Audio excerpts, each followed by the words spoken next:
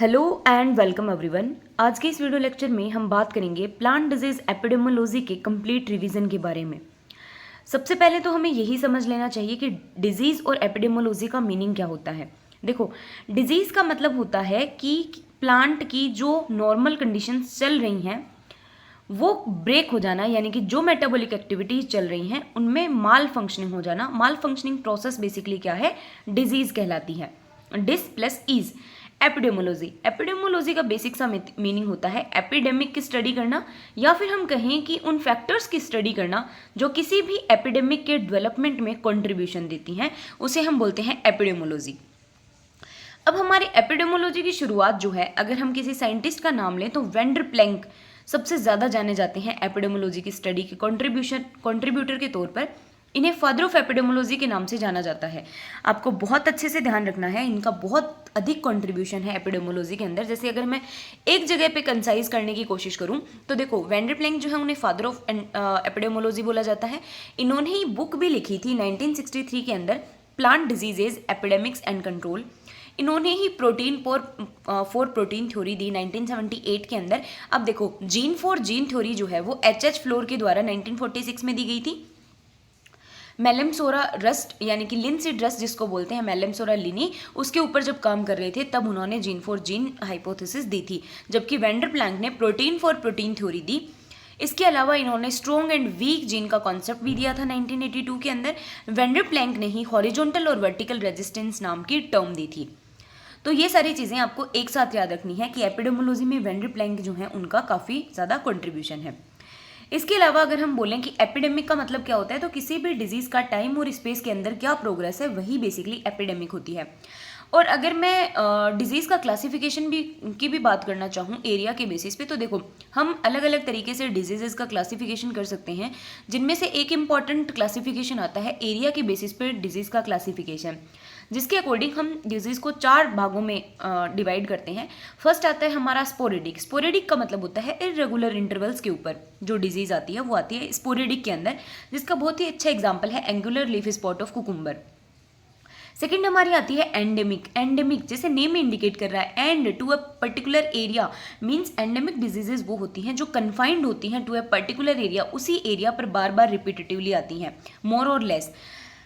इसके एग्जाम्पल्स काफ़ी इंपॉर्टेंट है, जैसे वॉट डिजीज ऑफ पोटैटो जो कि दार्जिलिंग एरिया के अंदर एंडेमिक है, यानी कि वहाँ पर रिपीटेटिवली देखी जाती है। और वाट डिजीज ऑफ पोटैटो जो है वो सिनकाइट्रियम एंडोबायोटिकम के कारण कोज होती है। और सेकेंड एंडेमिक है गोल्डन निमेटोड ऑफ पोटैटो ग्लोबोडेरा, जो कि पर्टिकुलरली नीलगिरी हिल्स पर जो है एंडेमिक है। थर्ड टाइप की एरिया के अकॉर्डिंग हमारी जो डिजीज़ है वो आती है एपिडेमिक, जिसके बारे में हम यहाँ पर भी बात कर रहे हैं। एपिडेमिक का मतलब है कि एक लार्ज एरिया के ऊपर जब एक डिजीज़ आती है जो कि बहुत ज़्यादा लॉसेस कोज करती है, उसे बोला जाता है एपिडेमिक। डिजीज़ जो टाइम और स्पेस के अंदर भी बढ़ रही हो। एपिडेमिक के बहुत कॉमन एग्जांपल्स हैं, जैसे कि वीट रस्ट हो गया, लेट ब्लाइट ऑफ पोटैटो हो गया। एंड लास्ट में आती है पेंडेमिक। पेंडेमिक मतलब जो पूरे कॉन्टिनेंट पे फैली हो, या फिर पूरी कंट्री, या हम बोल सकते हैं पूरे वर्ल्ड के अंदर फैली हो। इसका एग्जाम्पल है late blight of potato again. और अगर जनरल समझा जाए तो कोरोना से अच्छा इसका एग्जाम्पल नहीं हो सकता है। कोरोना जो है वो एक पेंडेमिक टाइप ऑफ डिजीजेस का एग्जाम्पल है, बट हम एग्रीकल्चर एस्पेक्ट से बात करें तो late blight of potato. Next question है कि इंडियन स्टेम रस्ट रूल्स और पक्सीनिया पाथ किनके द्वारा दिया गया था। देखो, इंडियन स्टेम रस्ट रूल्स जो हैं इन्हें हम आगे समझेंगे कि ये क्या है। नागार्जुन एंड सिंह के द्वारा दिए गए थे, आपको बहुत अच्छे से ध्यान रखना है, 1975 के अंदर दिए गए थे। और पक्सीनिया पाथ का मतलब है कि वीट रस्ट के जो पर्टिकुलर स्पोर्स हैं वो किस तरीके से मूव करते हैं हील्स से और प्लेन्स की तरफ। तो ये पक्सीनिया पाथ जो है ये नागार्जुन एंड जोशी ने दिया था 1980 के अंदर। नेक्स्ट आता है इन्फेक्शन चेन, जो नाम है वो गुमान ने दिया था। एंड इनोकुलम पोटेंशियल जो है वो हॉर्सफॉल ने दिया था। इस हॉर्सफॉल को आपको याद रखना है क्योंकि इनके अनोदर कंट्रीब्यूशन भी हैं, आगे देखेंगे। नेक्स्ट आता है हमारा एंडोजीनस एंड एक्सोजीनस एपिडेमिक। देखो, एंडोजीनस का मतलब क्या है कि एक पर्टिकुलर एरिया में ही इनोकुलम क्रिएट हुआ, जैसे मान लो यहाँ इनोकुलम क्रिएट हुआ और इसी पर्टिकुलर एरिया की क्रॉप को वो डिस्ट्रॉय कर रहा है, इसे हम बोलेंगे एंडोजीनस, यानी कि खुद के ही एरिया में इनोकुलम डेवलप हुआ और वहीं पर ही इन्फेक्शन कोज कर रहा है। एक्सोजीनस का मतलब ये हुआ कि प्राइमरी इनोकुलम जो है वो कहीं बाहर बना और वो कहीं बाहर आउटसाइड से आकर फिर एपिडेमिक कोज कर रहा है। नेक्स्ट आता है मोस्ट ऑफ द पैथोजेंस के लिए जो मोस्ट फेवरेबल टेम्परेचर होता है वो 20 से 28 डिग्री सेल्सियस होता है मोस्टली के लिए। बाकी कुछ इससे नीचे भी वेरी करते हैं और कुछ 28 से ऊपर भी सर्वाइव कर सकते हैं, बट जो एक रेंज है वो 20 to 28 डिग्री सेल्सियस रहती है। नेक्स्ट आता है एक्टिव स्पोर डिस्पर्जल और पेसिव, आपको एग्जाम्पल्स देखने हैं। एक्टिव स्पोर डिस्पर्जल पाइलोबोलस और एंटोमोफ्थोरा का होता है, जबकि पेसिव स्पोर डिस्पर्जल जो है वो बोट्राइटिस और हेलमिंथोस्पोरियम का होता है। नेक्स्ट आता है स्पोरुलेशन का क्वांटिफिकेशन किससे किया जाता है। देखो, क्वांटिफिकेशन का मतलब होता है कि हम स्पोर्स के नंबर बताएं कि एक पर्टिकुलर माइक्रो ऑर्गेनिज्म या जो भी फंगस वगैरह है उसके द्वारा कितने नंबर ऑफ स्पोर्स जो हैं वो बनाए गए हैं। तो इसका क्वांटिफिकेशन हम हीमोसाइटोमीटर जो पर्टिकुलर इक्विपमेंट है उससे हम कर सकते हैं, या फिर बायोएसिड टेक्निक के थ्रू हम क्वांटिफिकेशन कर सकते हैं, क्वांटिटी को काउंट कर सकते हैं, मेजर कर सकते हैं। नेक्स्ट आता है give examples where light stimulates and inhibit the germination of spore. देखो, जर्मिनेशन ऑफ स्पोर का मतलब है कि कितने पर्टिकुलर लाइट पे, क्योंकि हम बोल रहे हैं ना हम एपिडेमियोलॉजी के अंदर उन सारे फैक्टर्स, और वो फैक्टर्स क्या होंगे, रिलेटिव ह्यूमिडिटी कैसे एपिडेमिक के डेवलपमेंट को अफेक्ट करती है, टेम्परेचर कैसे करता है, लाइट कैसे करती है, पीएच कैसे करती है, इन सारे फैक्टर्स की हम स्टडी करते हैं। तो लाइट जो है वो अगर अच्छी है तो स्मट और बंट के स्पोर्स को जर्मिनेशन में हेल्प करती है, जबकि अगर लाइट कम है तो ये यूरेडियो स्पोर्स जो होते हैं रस्ट के अंदर उनके जर्मिनेशन में हेल्प करती है। नेक्स्ट आता है what are the favourable condition for the Macrophomina phaseolina causing charcoal rot. देखो, चारकोल रोट जो है वो बेसिकली गर्मी वाले सीजन के अंदर रहते हैं। हम कह सकते हैं कि टेम्परेचर जब ज़्यादा होता है, टेम्परेचर जब ज़्यादा होगा तो प्लांट के अंदर वाटर स्ट्रेस की कंडीशन आती है। तो हॉट एंड ड्राई वेदर और वाटर स्ट्रेस की कंडीशन के अंदर चारकोल रोट डिजीज जो है वो जनरली आती है। नेक्स्ट है long distance dispersal of plant pathogens. Long distance dispersal का मतलब हुआ जिसके स्पोर बहुत ज़्यादा लॉन्ग डिस्टेंस को कवर कर सकते हैं और दूसरी जगह भी इन्फेक्शन कर सकते हैं, जैसे sugar cane smut, Sigatoka leaf spot of banana, coffee rust etcetera. Next आता है who gave the protein for protein theory. ये हमने अभी पढ़ा, आगे समझेंगे कि प्रोटीन फॉर प्रोटीन थ्योरी क्या होती है, जैसे जीन फॉर जीन थ्योरी के बारे में भी आगे एक्सप्लेन पूरे तरीके से हम समझेंगे। प्रोटीन फॉर प्रोटीन थ्योरी वेंडरप्लांक ने 1978 में दी थी और स्ट्रॉन्ग एंड वीक जीन का कॉन्सेप्ट भी वेंडरप्लांक के द्वारा 1982 के अंदर दिया गया था। नेक्स्ट है कि जीन फॉर जीन थ्योरी किसने दी थी, तो एच फ्लोर ने 1942 में इन्होंने सबमिट किए थे अपने डॉक्यूमेंट्स और इसे 1946 के अंदर दिया गया था। लिनसीड रस्ट के अंदर, जिसे मैलम सोरालिनी कहते हैं, और लिनसीड रस्ट जो है वो बेसिकली ओटोइसियस रस्ट का एग्जाम्पल है। देखो, दो तरीके की रस्ट हो सकती हैं। आपको पता है कि रस्ट जो होती हैं उनको अपने लाइफ साइकिल को कंप्लीट करने के लिए 2 होस्ट की रिक्वायरमेंट पड़ती है, जिन्हें हम बोलते हैं, जो सेकंड होस्ट की रिक्वायरमेंट पड़ती है उसको हम बोलते हैं अल्टरनेट होस्ट। जैसे एग्जाम्पल के लिए मैं बात करूँ तो व्हीट स्टेम रस्ट जो है उसको अपने लाइफ साइकिल में पर्टिकुलरली 2 होस्ट की रिक्वायरमेंट पड़ती है। पहला होस्ट है व्हीट और सेकंड होस्ट है बारबेरी का पौधा। इसे हम कहेंगे कि ये हेट्रोइसियस रस्ट है। हेट्रोइसियस क्यों? क्योंकि इसको एक से ज़्यादा होस्ट की रिक्वायरमेंट है, इसीलिए ये हेट्रोइसियस रस्ट है। अगर किसी भी टाइप ऑफ रस्ट को सिर्फ एक होस्ट की रिक्वायरमेंट होगी तो उसे हम बोलेंगे ओटोइसियस रस्ट। तो इसी तरीके से लिनसीड रस्ट जो कि मैलम सोरालिनी पैथोजन के कारण होती है वो एक ओटोइसियस रस्ट है, यानी कि उसे सिर्फ एक लिनसीड का ही पौधा चाहिए। नेक्स्ट आता है who develop the first visual scale for estimating the disease. Visual scale का मतलब है कि हम स्पोर्ट्स के आधार पर या किसी पर्टिकुलर बेसिस पर हम एक स्केल तैयार करें कि अगर किसी लीफ पर इतने लेजन्स होंगे तो उसे हम 0 की कैटेगरी में रखेंगे, उसे हम 1 की कैटेगरी में रखेंगे, 2 की कैटेगरी में रखेंगे। इस तरीके से एक स्केल बनाई जाए। तो सबसे पहले डिजीज़ को एस्टिमेट करने के लिए स्टेम रस्ट के लिए विजुअल स्केल बनाया गया था कोब नाम के साइंटिस्ट के द्वारा 1892 के अंदर। नेक्स्ट आता है सर्वे एंड सर्विलेंस। देखो, सर्विलेंस मतलब प्लान्ड वॉचफुलनेस की कब कब प्लानिंग करनी है, डेली है या फिर क्या है। और सर्वे का मतलब होता है कि एक पर्टिकुलर कॉम्प्रिहेंसिव और एक्सटेंसिव तरीके से डिटेल के अंदर जाना, लेकिन वो भी एक पर्टिकुलर टाइम पर। नेक्स्ट आता है define allo infection and auto infection. देखो, सिंपल सी चीज़ है। ऑटो इन्फेक्शन का मतलब है कि अगर किसी पर्टिकुलर इंडिविजुअल प्लांट से इस पर्टिकुलर, मान लो कि ये कोई प्लांट है, यहाँ पर स्पोर्स का प्रोडक्शन हुआ और ये इसी प्लांट के ऊपर इन्फेक्शन कोज कर रहा है, तो इसे हम बोलेंगे ऑटो इन्फेक्शन। लेकिन अगर ये एक सिंगल प्लांट से दूसरे प्लांट के ऊपर इसके स्पोर्स जो हैं वो जाकर इन्फेक्शन कोज कर रहे हैं, तो इसे हम बोलेंगे एलो इन्फेक्शन। सेम होस्ट है जिसके ऊपर स्पोर प्रोड्यूस हो रहे हैं और जो रेसिपिएंट भी खुद ही है तो उसे हम बोलेंगे ऑटो इन्फेक्शन, और ऑटो इन्फेक्शन से होने वाली जो एपिडेमिक होती है उसे हम बोलते हैं एजोडेमिक, और एलो इन्फेक्शन से होने वाली जो पर्टिकुलर एपिडेमिक होती है उसे हम बोलते हैं एक्सोडेमिक। तो एक्सोडेमिक और एजोडेमिक जो है वो भी टाइप ऑफ एपिडेमिक है, लेकिन डिपेंड करता है कि ये ऑटो इन्फेक्शन से क्रिएट हुई हैं या फिर एलो इन्फेक्शन से।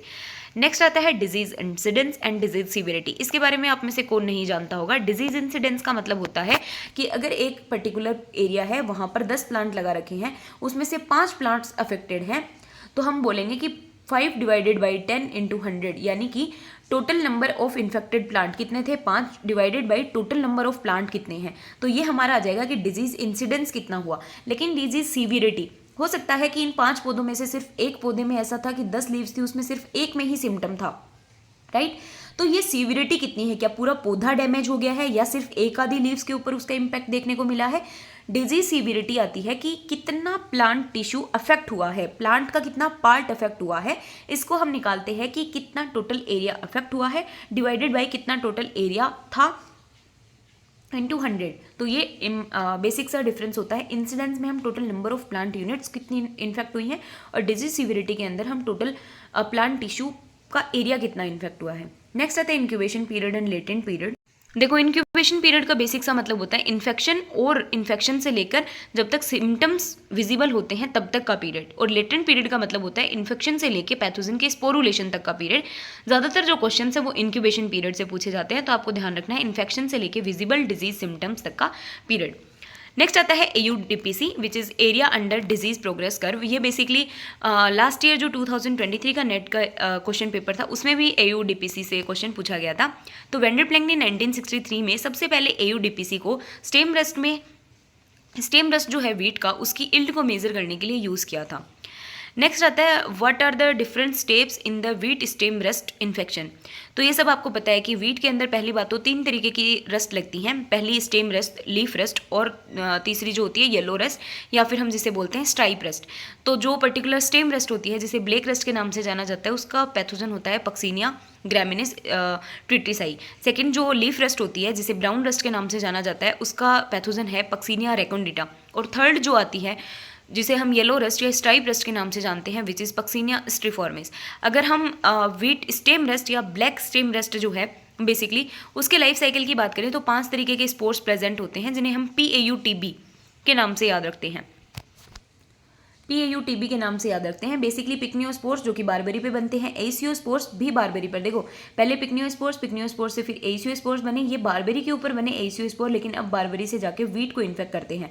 उसके बाद में यहाँ पर यूरेडोस्पोर बनते हैं जो कि रिपीटेटिंग स्पोर कहलाते हैं। उसके बाद यहाँ से टीलियोस्पोर बनते हैं जो कि रेस्टिंग स्पोर कहलाते हैं, और उसके बाद में बेसिडियोस्पोर का फॉर्मेशन होता है, और ये बेसिडियोस्पोर बाद में जाकर बारबेरी के प्लांट को इन्फेक्ट करते हैं, और वहाँ पर पिक्नियोस्पोर्स का फॉर्मेशन होता है, राइट। नेक्स्ट है कि what are the models for analysing the disease progress. तो बहुत सारे तरीके के कैम्बल एंड मडान ने मॉडल्स दिए थे, जैसे एक्सपोनेंशियल, लॉजिस्टिक एंड गॉम्पर्ड्स मॉडल, जो कि डिजीज प्रोग्रेस को एनालाइज करते हैं। नेक्स्ट है हेट्रोइसियस रेस्ट। यहीं पर वापस कॉन्सेप्ट आ गया है। देखो, हेट्रोइसियस का मतलब क्या हुआ, जिसको एक से ज़्यादा हेटेरो डिफरेंट होस्ट की रिक्वायरमेंट हो, उन्हें हम हेट्रोइसियस रेस्ट के अंदर कंसिडर करेंगे। जैसे हमने पढ़ा था ना, वीट स्टेम रेस्ट को 2 होस्ट की जरूरत होती है, barberry and wheat. Similarly white pine blister rust में राइप्स एंड वाइट पाइन, और सिडार एप्पल रस्ट में सिडार और एप्पल। नेक्स्ट आता है according to Whetzel what are the main management practices for the control. तो मेन मैनेजमेंट प्रैक्टिसेस होती है जैसे एक्सक्लूजन कर दो किसी पैथोजन का, इरेडिकेशन कर दो, प्रोटेक्शन कर दो, रेजिस्टेंस प्रोवाइड करा दो प्लांट में, या रेजिस्टेंट वेराइटीज डेवलप कर दो। नेक्स्ट आता है सिस्टमिक डिजीजेज, जो कि सिस्टम के थ्रू पूरे प्लांट के अंदर जाती हैं, जैसे फिजेरियम विल्ट हो गया, क्योंकि ये जाइलम वाला जो पोर्शन होता है उसको ब्लॉक करने का काम कर देती है। बैक्टीरियल विल्ट हो गया, लूज स्मटोफीड हो गया, जो कि इंटरनली सीड बोर्न डिजीज भी है। नेक्स्ट आता है मोनोसाइक्लिक एंड पॉलीसाइक्लिक डिजीजेस। देखो, मोनोसाइक्लिक डिजीजेस क्या होती हैं, अगर एक क्रॉपिंग सीजन के अंदर किसी एक पैथोजन अगर अपना लाइफ साइकिल सिर्फ एक बार कंप्लीट कर पा रहा है तो उसे हम बोलते हैं मोनोसाइक्लिक, यानी कि डिजीज का साइकिल सिर्फ एक बार चलेगा एक सीजन के अंदर। और पॉलीसाइक्लिक डिजीजेस मतलब एक सीजन के अंदर डिजीज का साइकिल बहुत बार चलेगा। देखो, डिफरेंस क्या हुआ कि मोनोसाइक्लिक मतलब एक बार ही पैथोजन का लाइफ साइकिल या साइकिल चल रहा है, तो इसका मतलब कि मोनोसाइक्लिक डिजीजेस जो हैं बेसिकली उनमें इतनी कैपेसिटी नहीं होगी कि वो किसी एपिडेमिक को डेवलप कर दे, क्योंकि एपिडेमिक के डेवलपमेंट के लिए बहुत ज़्यादा अमाउंट में प्राइमरी जो इनोकुलम है, सेकेंडरी इनोकुलम है, वो होना चाहिए। तो मोनोसाइक्लिक डिजीजेस के अंदर बेसिकली सोइल बोर्न डिजीजेज आती हैं, जिनसे हम एक्सपेक्ट करते हैं इन जनरल कि 100% लॉसेस कभी भी सोइल बोर्न डिजीजेस से नहीं देखने को मिलते हैं इन जनरल। तो मोनोसाइक्लिक डिजीजेस के एग्जांपल हैं जैसे vascular wilt and soil borne diseases. Polycyclic के एग्जांपल हैं जैसे downy mildew, powdery mildew, rust and late blight of potato. जो भी पर्टिकुलर डिजीजेस जो कि किसी भी एपिडेमिक को कॉज करते हैं वो सारे ऑलमोस्ट पॉलीसाइक्लिक डिजीजेस के अंदर ही आप देखोगे। नेक्स्ट आता है एक्सपर्ट सिस्टम। तो ये आपको याद रखना है, जैसे टॉम एक्सपर्ट सिस्टम जो है वो टोमेटो के लिए, कंसेलर जो है वो व्हीट के लिए और कैलिक्स जो है वो पीच एंड नेकेट्राइन के लिए। नेक्स्ट आता है डिसीजन सपोर्ट सिस्टम। तो डिसीजन सपोर्ट सिस्टम जो है वो विजडम एंड रडार। ये भी आपको याद रखना है कि विजडम जो है वो पोटैटो के लिए डिसीजन सपोर्ट सिस्टम बनाया गया है और रडार जो है वो एप्पल्स के लिए डिसीजन सपोर्ट सिस्टम बनाया गया है।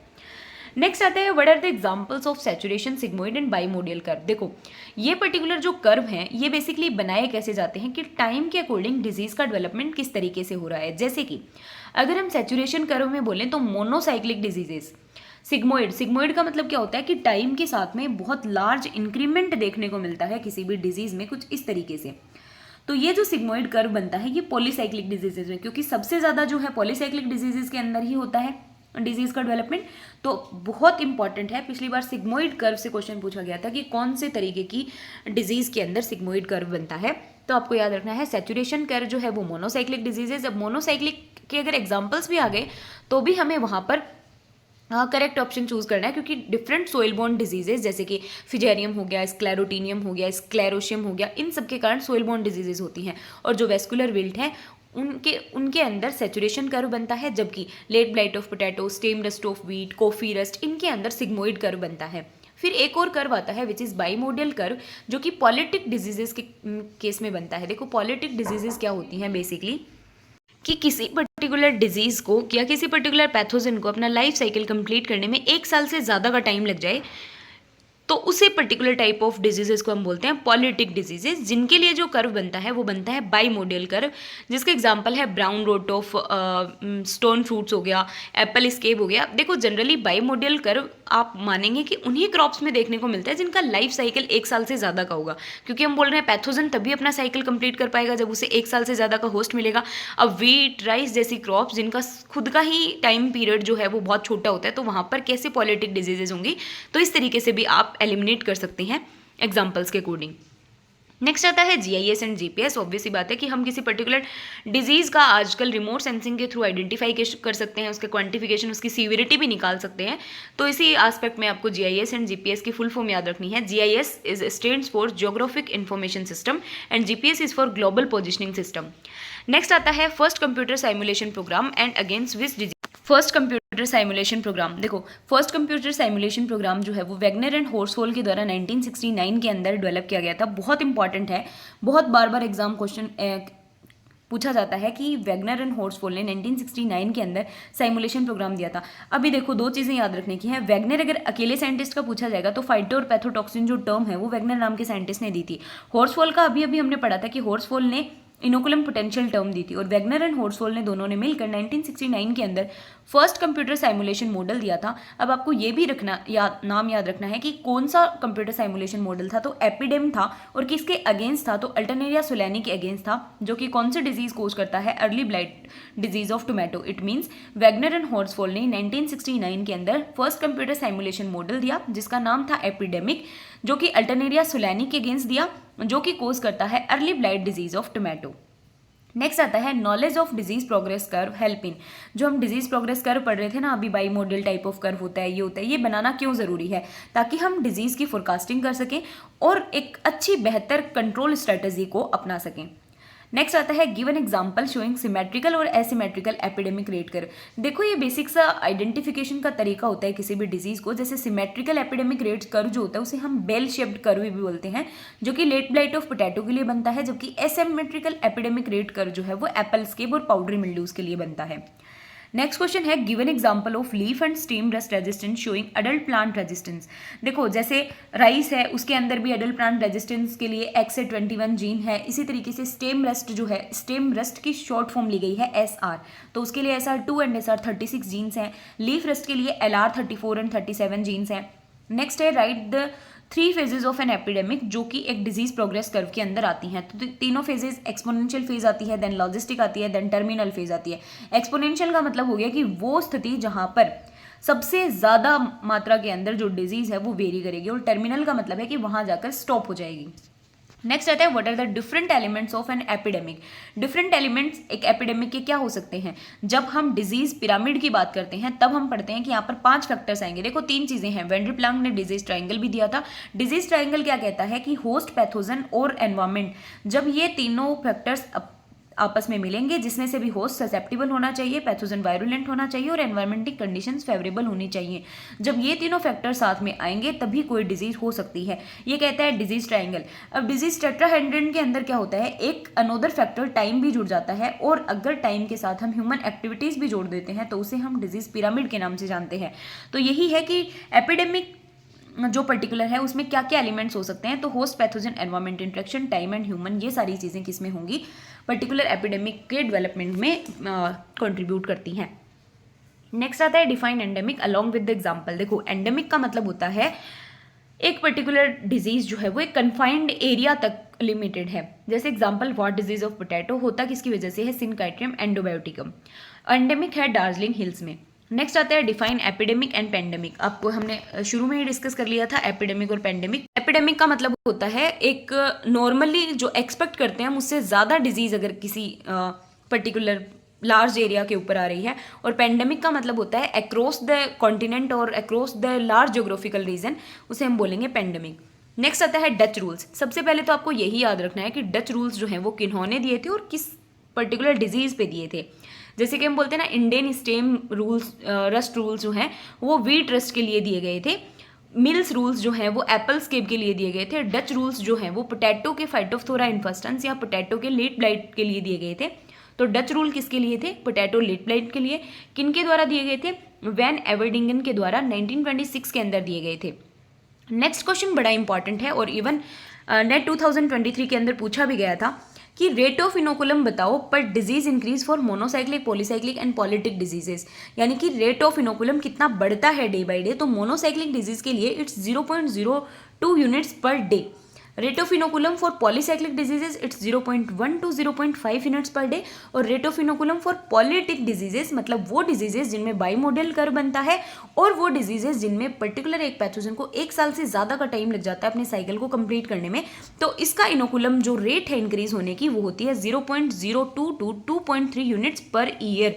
आपको यूनिट भी ध्यान रखनी है, इन दोनों की यूनिट्स है पर डे और इसकी यूनिट है पर ईयर, राइट। नेक्स्ट आता है कि राइस टुंगरो डिजीज का मोस्ट एफिशिएंट वेक्टर। देखो राइस टुंगरो डिजीज जो है वो एक वायरस से होने वाली डिजीज है जो कि 2 virus particles, rice tungro bacilliform virus and rice tungro spherical virus, इन दोनों के कॉम्बिनेशन के कारण कोज होती है और इसको जो फैलाता है उसका नाम है नेफोटेटिक्स वायरसेंस, होपर जिसे हम बोलते हैं। नेक्स्ट आता है what is the congenial conditions for the development of rice blast epidemic. Rice blast देखो काफ़ी इंपॉर्टेंट डिजीज है बेसिकली। राइस ब्लास्ट में क्या होता है कि लीफ की सरफेस के ऊपर सिम्टम आते हैं। लीफ की सरफेस के ऊपर अगर सिम्टम आएंगे और ब्लास्ट डिजीज ज़्यादा हो जाएगी तो क्लोरोफिल कंटेनिंग एरिया जो है वो कम हो जाएगा, जिसकी वजह से प्रोडक्शन के ऊपर इफेक्ट पड़ता है। तो राइस ब्लास्ट एपिडेमिक के लिए जो डेवलपमेंट कंडीशंस होती है वो लगभग 24 डिग्री सेल्सियस टेम्परेचर होना चाहिए और रिलेटिव ह्यूमिडिटी 90% से ज़्यादा होनी चाहिए। तो ये इसके डेवलपमेंट की सबसे बेस्ट कंडीशंस हैं राइस ब्लास्ट के लिए। नेक्स्ट है कि who give the concept of clean and dirty crop approach in multi line and what is their impact on pathogen. तो देखो मार्शल जो है उसने clean and dirty crop approaches दी थी मल्टी लाइन के अंदर। और क्लीन अप्रोच का मतलब होता है कि यहाँ पर सिलेक्शन प्रेशर जो है वो पैथोजन के अंदर एग्जिट हो गया है और डर्टी क्रॉप अप्रोच के अंदर नहीं होता है। आपको याद रखना है कि ये कॉन्सेप्ट किनके द्वारा दिया गया था, मार्शल के द्वारा। नेक्स्ट आता है what is the concept of gene pyramiding and durable resistance. देखो जीन पिरामिडिंग होती क्या है, जीन पिरामिडिंग का मतलब होता है एक पर्टिकुलर जो कोई कल्टीवार है उसी के अंदर बहुत सारे अलग अलग तरीके के रेजिस्टेंट जीन डाल देना, इसे ही बोला जाता है जीन पिरामिडिंग। यानी कि बहुत सारे नंबर ऑफ रेजिस्टेंट जीन को किसी एक पर्टिकुलर वेराइटी या कल्टीवार के अंदर लेकर आ जाने की प्रोसेस को हम बोलते हैं जीन पिरामिडिंग। ये जो टर्म है ये वॉटसन एंड सिंह ने 1952 के अंदर दी थी, वही 1952 जिसमें किटलसन किलर जो कैप्टन है उसकी भी डिस्कवरी हुई थी। तो ये आपको ध्यान रखना है। इसी के साथ में एक टर्म यहाँ पर आती है जीन डिप्लॉयमेंट।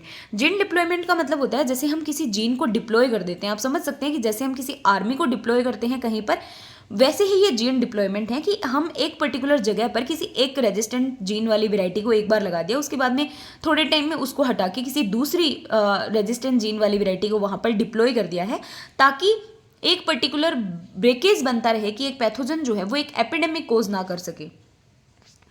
और ड्यूरेबल रेजिस्टेंस जो टर्म है वो जॉनसन एंड लो ने 1975 में दी थी। नेक्स्ट है how soil born diseases evaluated. Soil born diseases को सिक प्लॉट टेक्निक के द्वारा इवेलुएट किया जाता है। और सोइल बॉर्न डिजीजेज जो होती हैं वो सिंपल इंटरेस्ट डिजीज होती हैं, जिन्हें हम सिंपल इंटरेस्ट डिजीज को ही मोनोसाइक्लिक डिजीज के नाम से जाना जाता है, जो कि कभी भी 100% लेवल ऑफ इन्फेक्शन बहुत रेयर चांसेस के अंदर दिखाती हैं। बाकी सोइल बॉर्न डिजीजेज से 100% देखने को नहीं मिलते हैं लॉसेज। नेक्स्ट आता है वायरुलेंस एंड एग्रेसिवनेस के अंदर डिफरेंस। वायरुलेंस का मतलब होता है पैथोजेनेसिटी को मेजर करने की एक डिग्री जो कि हमें क्वालिटेटिव एस्टिमेशन देती है, जबकि एग्रेसिवनेस जो है वो पैथोजन के इन्फेक्ट करने की एबिलिटी, लेकिन जो क्वांटिटेटिव मेजरमेंट देती है। अब वायरुलेंस को हम वर्टिकल रेजिस्टेंस के प्रोस्पेक्टिव या एनालोगस मान सकते हैं, जबकि एग्रेसिवनेस को हम हॉरिजॉन्टल के एनालोगस मान सकते हैं। नेक्स्ट अगेन आता है इंक्यूबेशन पीरियड, जो कि इन्फेक्शन से लेकर डिजीज सिम्टम अपीयर होने तक का, एंड लेटेंट इन्फेक्शन से लेकर स्पोरुलेशन तक का। नेक्स्ट आता है रेजिस्टेंस एंड टॉलरेंस। देखो, रेजिस्टेंस का मतलब होता है रिडक्शन कर देना पैथोजन की ग्रोथ में, जबकि टॉलरेंस का मतलब होता है कि वहाँ पर डिजीज तो आ रही है, लेकिन पर्टिकुलर प्लांट की इल्ड पर बहुत ज़्यादा जो वेरिएशंस हैं वो नहीं देखने को मिल रही हैं, इतना प्लांट अपनी इल्ड में अफेक्ट नहीं पड़ने दे रहा है, उसे हम बोलते हैं टॉलरेंस। नेक्स्ट आता है define the immunity and resistance. देखो, इम्यूनिटी का मतलब होता है ये प्रोटेक्शन प्रोवाइड कराता है, जबकि रेजिस्टेंस जो है वो एक पर्टिकुलर वेराइटी की एबिलिटी होती है कि वो कितने डिजीज उसके अंदर आ रही है। जैसे इम्यूनिटी अलग अलग तरीके की हो सकती है। जब हम मॉलिकुलर प्लांट पैथोलॉजी के बारे में डिस्कशन करेंगे तब हम पीटीआई और डीटीआई को समझेंगे, which is Pem triggered immunity और इफेक्टर ट्रिगर्ड इम्यूनिटी। पीटीआई जो है वो प्राइमरी लेवल ऑफ डिफेंस होता है, जबकि ईटीआई जो है वो सेकेंडरी लेवल ऑफ डिफेंस के रूप में जाना जाता है। रेजिस्टेंस के बारे में हम बात करें तो रेजिस्टेंस दो तरीके की रेजिस्टेंस के टर्म जो है वो वेंडर प्लांग ने दिए थे, vertical resistance and horizontal resistance. Next आता है ओटोइसियस एंड हेट्रोइसियस रेस्ट। आपको एग्जांपल्स याद रखने हैं। हेट्रोइसियस का मतलब होता है कि यहाँ पर एक प्राइमरी होस्ट होता है, एक अल्टरनेट होस्ट होता है। अल्टरनेट होस्ट के ऊपर पी और ए यानी कि पिकनिया और एसिया बनते हैं, जबकि प्राइमरी होस्ट के ऊपर यूरेडियल और टीलियल स्पोर्स बनते हैं। जबकि ओटोइसियस में क्योंकि होस्ट एक ही है तो सारे तरीके के जो स्पोर्स होंगे वो एक सिंगल होस्ट के ऊपर प्रेजेंट होंगे। इसके एग्जाम्पल आपको याद रखने हैं, जैसे लिनसीड रस्ट और कॉफी रस्ट जो हैं। लिनसीड रस्ट मेलमसोरा लिनी और कॉफी रस्ट हेमिलिया वास्टाटिक्स पैथोजन के द्वारा कोज की जाती है, जबकि जो हेट्रोइसियस रस्ट है जैसे stem rust of wheat, white pine blister rust, इसका साइंटिफिक नेम याद रखना है Cronartium ribicola. White pine blister rust, Cronartium ribicola. Next आता है differentiate the gene pyramiding and gene deployment. देखो, जीन पिरामिडिंग का कॉन्सेप्ट वॉटसन एंड सिंह के द्वारा दिया गया था और जीन डिप्लॉयमेंट हमने दोनों को ही समझा। अब यहाँ पर देखिए जो लिखा हुआ है कि a method aimed at assembling multiple desirable genes. Multiple desirable genes को किसी एक सिंगल जीनोटाइप के अंदर ले आना।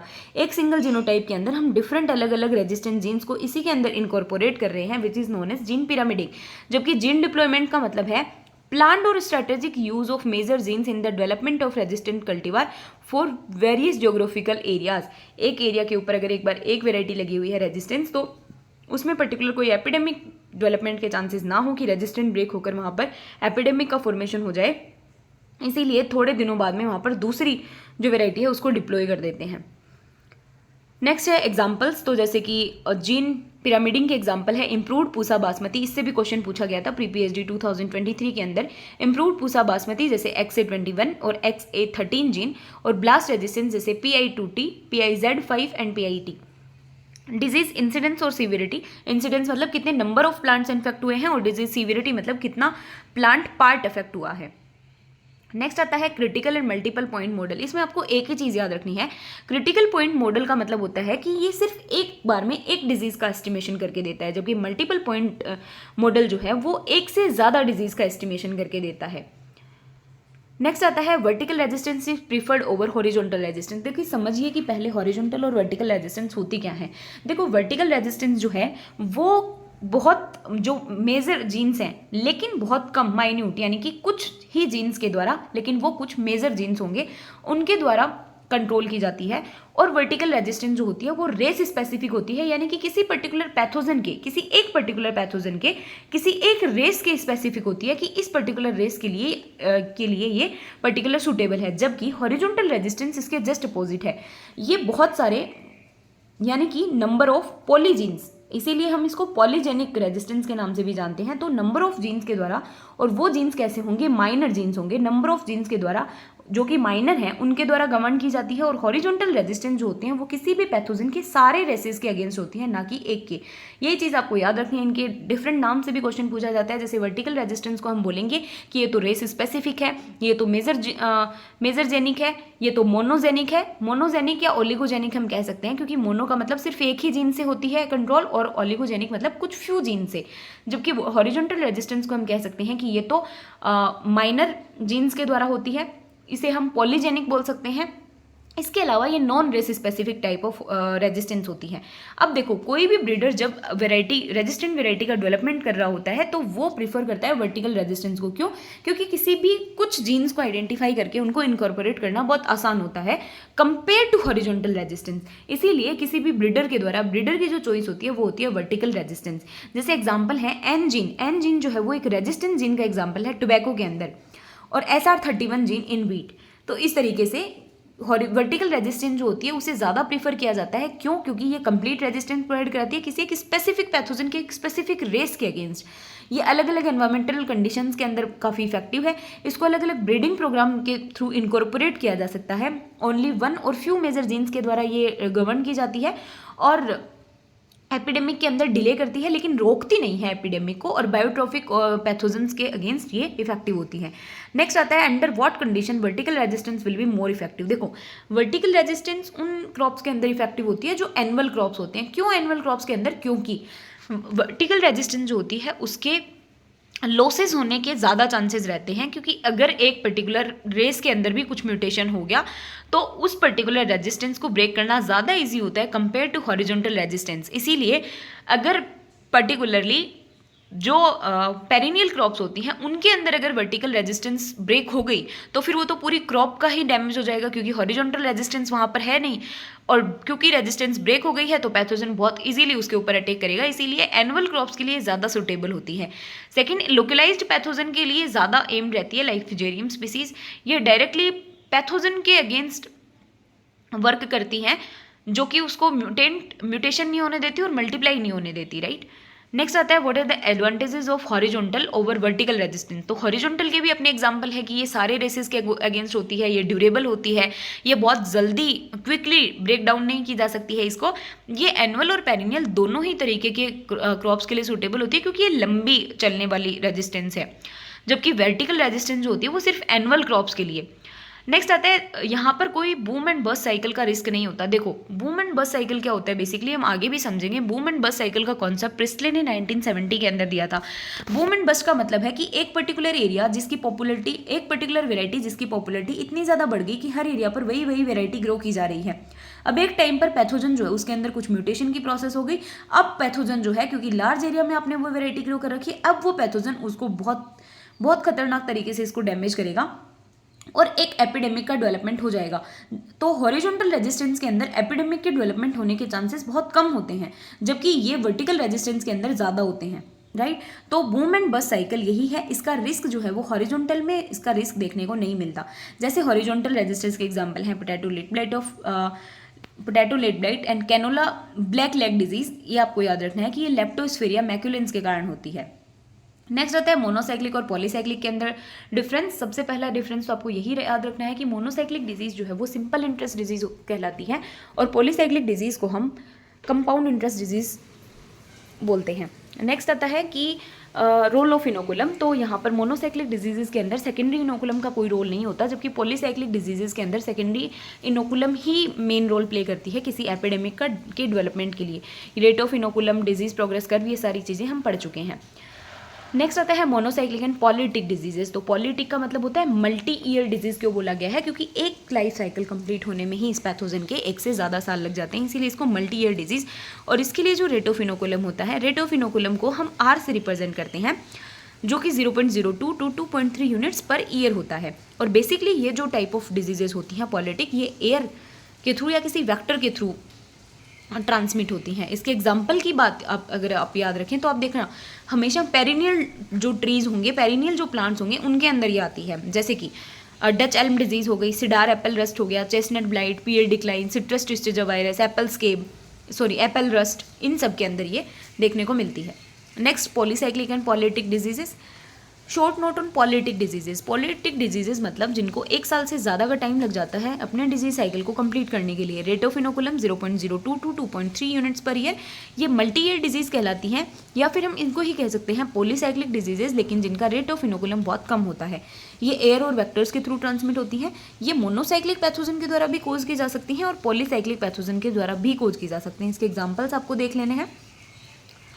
नेक्स्ट आता है differentiate between auto infection and allo infection. देखो ऑटो इन्फेक्शन जैसे हम सेल्फ पॉलिनेशन को पढ़ते हैं ना, खुद के प्लांट के पॉलन गेंस जो हैं वो खुद के फ्लावर को ही पॉलिनेट कर रहे हैं सेल, उसी तरीके से है खुद के प्लांट के ऊपर, यानी कि एक पर्टिकुलर इंडिविजुअल के द्वारा के प्लांट के ऊपर जो पैथोजन के स्पोर्स प्रोड्यूस हुए हैं वो उसी सेम प्लांट को इन्फेक्ट करेंगे। और एलो इन्फेक्शन मतलब किसी दूसरे इंडिविजुअल को इन्फेक्ट करेंगे, जिसकी तुलना हम क्रॉस पॉलिनेशन से कर सकते हैं। ऑटो इन्फेक्शन से जो एपिडेमिक डेवलप होगी उसे एजोडेमिक बोला जाएगा, और एलो इन्फेक्शन से जो होगी उसको एक्सोडेमिक बोला जाएगा। नेक्स्ट आता है एंडेमिक और पेंडेमिक। ऑब्वियसली बात है, एंडेमिक जो है एक पर्टिकुलर रीजन लोकेशन तक लिमिटेड रहता है, और पेंडेमिक जो थ्रू आउट द वर्ल्ड फैलता है। नेक्स्ट आता है स्लो एंड रैपिड एपिफाइटोटिक। एपिफाइटोटिक को आप जनरली एपिडेमिक से कंपेयर करें।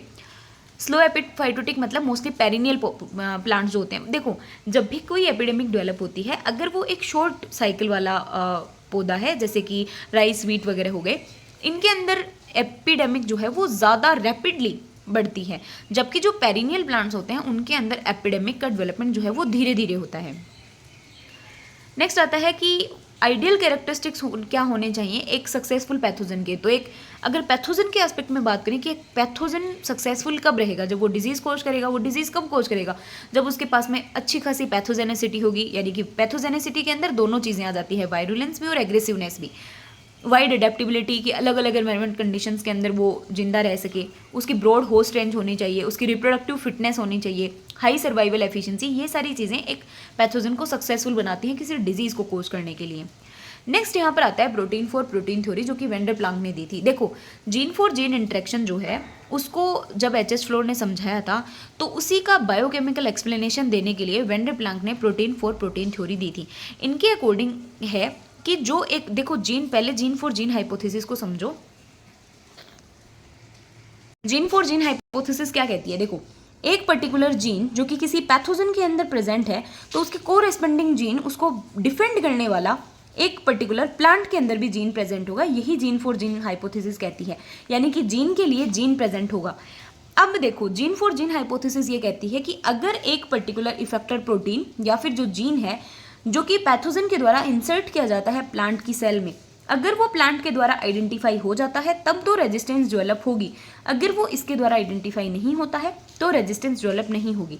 इसीलिए जब हम किन्हीं दो पर्टिकुलर जीन्स का कॉम्बिनेशन करवाते हैं तो 3 के अंदर डिजीज़ आती है, जिसे हम 3:1 बोलते हैं, यानी कि ससेप्टिबिलिटी रेशियो रेजिस्टेंस। और एक कंडीशन के अंदर जहाँ पर ये रिकॉग्नाइज हो जाता है प्लांट के द्वारा, वहाँ पर डिजीज़ नहीं आती। ये कहती है जीन फॉर जीन थ्योरी कि अगर पैथोजन के पास में एक जीन है जो डिजीज़ कोजिंग है, तो पैथोजन के पास में भी कोरेस्पोंडिंग जीन इसके अगेंस्ट प्रेजेंट होगा। सिमिलरली वेंडर प्लांक ने protein for protein theory the biochemical explanation के लिए कि एक पर्टिकुलर जो प्लांट है उसके अंदर एक प्रोटीन होती है जो कि होस्ट सेल के अंदर इंजेक्ट की जाती है, और प्लांट के अंदर भी एक प्रोटीन जो जीन का जो प्रोडक्ट है प्रोटीन वो प्रेजेंट होती है। अगर ये आइडेंटिफिकेशन हो जाता है दोनों का तो रेजिस्टेंस हो जाती है, अदरवाइज ये ससेप्टिबल हो जाती है। नेक्स्ट है जीन डिप्लॉयमेंट, ये हम डिस्कस कर चुके हैं। बस आपको याद रखना है कि नागार्जुन एट अल ने 1984 में gene deployment stem rust of wheat के अगेंस्ट इसको यूज़ किया था, क्योंकि आपको पता है नागार्जुन के द्वारा जो पक्सीनिया पाथ है वो भी दिया गया था। Next again gene pyramiding, Watson and Singh ने 1952 में दी थी। और देखो दो टर्म्स आपने सुनी होंगी, एक मल्टी लाइन आता है, एक जीन पिरामिडिंग आता है। दोनों में कंफ्यूज होने की रिक्वायरमेंट नहीं है। मल्टी लाइन का मतलब होता है कि हम क्या करते हैं, अलग अलग कल्टीवार के अंदर पहले जैसे अलग अलग जीनोटाइप है, उसके अंदर एक में एक रेजिस्टेंट जीन डाल दिया, एक रेजिस्टेंट जीन डाल दिया, एक रेजिस्टेंट जीन डाल दिया, और उसके बाद में इनको मिक्सअप करके उगाया। जबकि जीन पिरामिडिंग के अंदर क्या होता है कि एक ही कल्टीवार है जिसमें different type of resistant gene डाले हैं और उसके बाद में उसको ग्रो किया है। तो ये बेसिक सा कॉन्सेप्ट है जीन पिरामिडिंग का और मल्टी लाइन्स का, जिसके examples XA21, XA13 gene against the rice blast, improve Pusa Basmati, और LR24 and LR28 against the leaf rust of wheat, and YR15 against the yellow rust of wheat. Next आता है मिलीज rule. मिलीज rule जो है वो basically Apple escape के लिए बने हैं। बेसिकली देखो क्या होता है, जब हम डिजीज़ फोरकास्टिंग की बात करते हैं, कैसे पता लगता है कि फोरकास्टिंग के अंदर ये डिजीज़ आएगी, क्योंकि हमें पता है कि किसी भी पर्टिकुलर डिजीज़ के डेवलप होने के लिए, मान लो कि जैसे हम अगर बात करें एप्पल स्केप की, तो हमने रिसर्च के थ्रू ये आइडिया लगाया कि एप्पल स्केप जो है वो जनरली उसके लिए लीफ विटनेस पीरियड जो है वो 9 आवर्स का होना चाहिए। तो अगर कुछ ऐसे कॉन्टीन्यूसली बारिश हो रही है या फिर वो लीफ जो वेटनेस पीरियड है वो उसको उतना मिल रहा है, तो हम आइडिया लगा लेंगे कि अगर इतना रहा तो ये डिजीज़ आने के चांसेस हैं। तो इस तरीके से एनवायरमेंटल फैक्टर्स की स्टडी करके किसी भी डिजीज़ की फोरकास्टिंग की जा सकती है। यही कहा मिल्स रूल ने भी। इन्होंने एक कर्व बनाया जो कि प्रिडिक्ट करता है एप्पल स्केप की अपीयरेंस को कि कब आएगा, किसके बेसिस पर, टेम्परेचर और लीफ वेटिंग के ड्यूरेशन के बेसिस पर। जैसे कि टेम्परेचर जो है वो बेसिकली अगर टेम्परेचर 25 डिग्री सेल्सियस होना चाहिए मेन टेम्परेचर, और जो लीफ विटनेस पीरियड है वो 9 आवर्स का होना चाहिए एप्पल स्केप के अंदर, तब ये डिजीज सबसे ज़्यादा आती है। तो बेसिकली क्वेश्चन पूछा जाता है मिल्स रूल्स किससे संबंधित हैं, किससे रिलेटेड हैं, तो ये एप्पल स्केप ऑफ एप्पल से रिलेटेड है, जो कि वेंचुरिया इनइक्वालिस के कारण कोज होता है। और सेकंड चीज़ इसमें पूछी जा सकती है कि कौन से 2 फैक्टर्स के बेसिस पे ये रूल डिपेंड करते हैं, तो पहला लीफ फिटनेस और दूसरा टेम्परेचर, इन 2 के बेसिस पर ये आइडिया लगाते हैं। नेक्स्ट आता है डच रूल्स। डच रूल्स जो होते हैं वो basically let blight of potato के लिए बनते हैं। 4 डच रूल्स बने हैं। 4 डच रूल्स का मतलब है एक में टेम्परेचर, एक में लीफ फिटनेस, एक में क्लाउडीनेस और एक में रेनफॉल। यानी कि लीफ जो टेम्परेचर है वो 10 डिग्री सेल्सियस से कम नहीं होना चाहिए, लीफ फिटनेस कम से कम 4 आवर्स की होनी चाहिए, क्लाउडीनेस होना चाहिए लगभग 80% एंड रेनफॉल होनी चाहिए एटलीस्ट 0.1 mm। अगर ये कंडीशंस होंगी तो कंफर्म है कि लेट ब्लाइट ऑफ पोटैटो का अक्रेंस होगा। तो वेन एवर्डिंगन ने डच रूल्स दिए थे 1926 के अंदर, जिसमें 4 डच रूल्स थे। पहला temperature, leaf wetness, cloudiness and rainfall. Next आता है Indian stem rust rule, Nagarjun and Singh ने दिए थे। वही सेम चीज़ कि किस तरीके से जो पर्टिकुलर रस्ट के स्पोर्ट्स हैं वो बाहर से प्लेन रीजन्स के अंदर आते हैं। नागार्जुन एंड सिंह ने कैसे बताया कि क्योंकि रस्ट के जो स्पोर्स होते हैं वो मिलियंस ऑफ डिस्टेंस को कवर करके उसके बाद में किसी दूसरी जगह पर जाते हैं। तो बेसिकली उन्होंने देखा कि जब ट्रॉपिकल साइक्लोन आता है तब वहाँ पर नवंबर में इसकी अर्ली अपीयरेंस होने लग जाती है स्टेम और लीफ रस्ट की। तो ये सारी चीज़ें इन लोगों ने ऑब्जर्व की थी। नेक्स्ट आता है वर्टिफोलिया इफेक्ट। देखो वर्टिफोलिया इफेक्ट का क्या मतलब होता है, हमने डिफरेंस पढ़ा वर्टिकल और हॉरिजॉन्टल रेजिस्टेंस में। वर्टिकल रेजिस्टेंस इंपॉर्टेंट होती है, लेकिन अगर एपिडेमिक के केस में देखें तो एपिडेमिक को ना कोज होने देने के लिए हॉरिजॉन्टल रेजिस्टेंस ज़्यादा अनिवार्य होती है। अब प्रॉब्लम ये आती है क्योंकि ब्रीडर जो है वो वर्टिकल रेजिस्टेंस की चॉइस रख के वर्टिकल रेजिस्टेंस को ही डिप्लॉय करता है पर्टिकुलर किसी वैरायटी के अंदर। तो जब एक ब्रीडर हॉरिजॉन्टल रेजिस्टेंस को इग्नोर करते हुए सिर्फ वर्टिकल रेजिस्टेंस के लिए ब्रीडिंग करवाता है तो उसमें हॉरिजॉन्टल रेजिस्टेंस का लॉस हो जाता है। अब हॉरिजॉन्टल रेजिस्टेंस के लॉस होने की वजह से वहाँ पर एपिडेमिक कोज हो सकती है, क्योंकि वर्टिकल रेजिस्टेंस बहुत इजीली ब्रेक हो जाती है कंपेयर टू हॉरिजॉन्टल रेजिस्टेंस। इसे ही वर्टिफोलिया इफेक्ट बोला जाता है। और ये वर्टिफोलिया इफेक्ट का कॉन्सेप्ट भी वेंडर प्लांक ने दिया था। वर्टिफोलिया नाम क्यों पड़ा, क्योंकि सबसे पहले ये वर्टिफोलिया इफेक्ट जर्मन पोटैटो वैरायटी वर्टिफोलिया के अंदर देखा गया था, जिनमें कि लेट ब्लाइट रेजिस्टेंस जीन्स थे R3 एंड R4। तो बेसिकली आपको ध्यान रखना है कि वर्टिफोलिया इफेक्ट क्या होता है, हॉरिजॉन्टल रेजिस्टेंस का लॉस हो जाता है जब एक ब्रीडर ब्रीडिंग कर रहा होता है वर्टिकल रेजिस्टेंस के लिए, जिसकी वजह से एपिडेमिक होने के चांसेस ज़्यादा बढ़ जाते हैं। इसी लॉस ऑफ हॉरिजॉन्टल रेजिस्टेंस को ही बेसिकली हम वर्टिफोलिया इफेक्ट बोलते हैं। नेक्स्ट आता है जीन फॉर जीन थ्योरी। अभी हमने समझी gene for gene theory, H.H. Floor ने दी थी। डेफिनेशन कहती है कि हर एक जीन जो कि होस्ट में प्रेजेंट है उसके लिए एक मैचिंग या कोरेस्पेंडिंग वायरुलेंट जीन जो है वो भी पैथोजन के अंदर प्रेजेंट होगा, जीन के लिए जीन प्रेजेंट होगा। ये H.H. फ्लोर सबसे पहले साइंटिस्ट थे जिन्होंने होस्ट और पैरासाइट की दोनों की एक साथ जेनेटिक्स की स्टडी की और उन दोनों को इंटीग्रेट किया। ये हाइपोथेसिस हमें बताती है कि वायरुलेंस और रेजिस्टेंस सिस्टम की मैकेनिज्म क्या है। नेक्स्ट आता है, जैसे कि हमने पढ़ा था कि पर्टिकुलरली सिर्फ 3:1 का इसका रेशियो होता है, 3 ससेप्टिबिलिटी को बताता है और 1 जो है वो रेजिस्टेंस को बताता है। जब AVR1 जीन जो है वो R1 के साथ में इंट्रोड्यूस होगा तब यहाँ पर ये प्लांट होस्ट के द्वारा आइडेंटिफाई कर लिया जाएगा, तो यहाँ पर डिजीज नहीं होगी। माइनस मतलब इनकम्पैटिबल रिएक्शन, यानी कि यहाँ पर कोई डिजीज नहीं है, जबकि इन 3 कंडीशंस के अंदर डिजीज है, यानी कि यहाँ पर कंपैटिबल रिएक्शन है।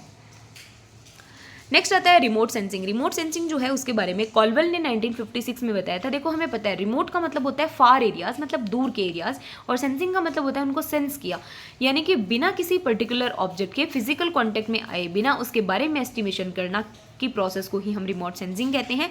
प्लांट डिजीज के केस में कॉल्वेल नाम के साइंटिस्ट ने 1956 में सबसे पहले इसको डिमॉन्स्ट्रेट किया था, जबकि इंडिया के अंदर पर्टिकुलरली बात की जाए तो इस रिमोट सेंसिंग को सबसे पहले केरला में रूट विल्ट ऑफ कोकोनट के अगेंस्ट दक्षिणामूर्ति ने सबसे पहले यूज़ किया था।